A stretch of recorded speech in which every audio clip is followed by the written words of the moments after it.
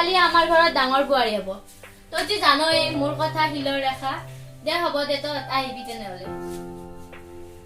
নিজৰা কাৰ লগত ইমান হেৰি কথা পাতি আছিলা? মোৰ যে বান্ধৱী বৰুৱানী তাইৰ লগত। মণি 2 কাপ চাহ লৈ আহিবিচোন।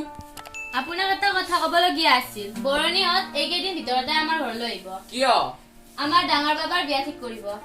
ডাঙৰ পৰা বিয়া ঠিকে আছে, কিন্তু তাক এবাৰ সুধিব লাগিছিল নেকি? সি মোৰ ল'ৰাক, যাৰ লগতে তাৰ বিয়া ঠিক কৰো সি তাকে বিয়া কৰাব লাগিব। মা কাৰ বিয়া?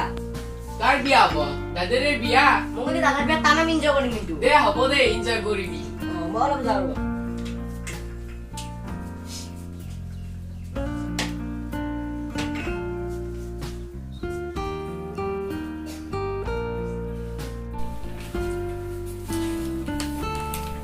বাবা, তুমি কলৈ যোৱা? মামা কাম আছে ৰ'বা। শুনাচোন, তোমাৰ লগত এটা কথা আছে। কিবা কথা? তোমাৰ বিয়াৰ কথা। মোৰ বিয়া? মই বিয়া কৰালে তাইকে বিয়া কৰাম।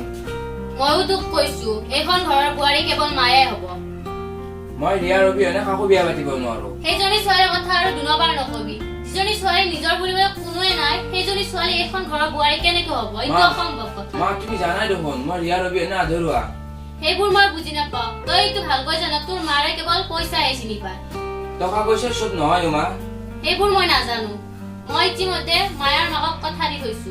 তাকে পচন্দ কৰিছে, তাকে বিয়া পাতি লৈ দিয়া। আপুনি মনে থাক, আপুনি ইয়াৰ পৰা যাওক। মা তুমি কথাবোৰ নুবুজানো কিয়? প্ৰেমত জানো ধনী লিখা থাকে কিবা? এইবিলাক মই নাজানো। মই কেৱল মায়াকে এইখন ঘৰৰ বোৱাৰী কৰি নিম, কাৰণ তাইৰ ষ্টেটাছ আমাতকৈ দুগুণ বেছি। টকা পইচা চব নহয় মা। বাছ বহুত হ'ল, মোৰ কথাই শেষ কথা। কি কৰো মই এতিয়া? মই তাইকো এৰিব নোৱাৰো, মই মাকো এৰিব নোৱাৰো। এই যা।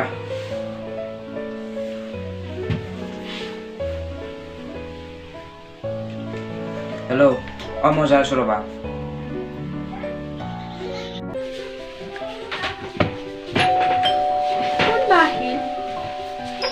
দাদা, আপুনি? স্যাৰ, মণি বাবা তই